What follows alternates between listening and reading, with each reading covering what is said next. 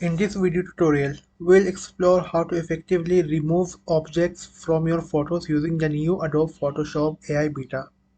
To begin, make sure you have the correct beta version of Photoshop installed by accessing the Creative Cloud app and selecting the Beta apps on the left-hand side. Once installed, open the desired image you wish to work with.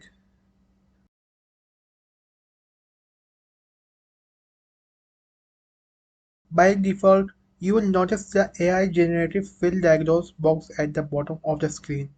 There are two primary approaches you can take. The first method is to use the Select Subject option, which automatically captures the main subject of the image, although it may still have some limitations.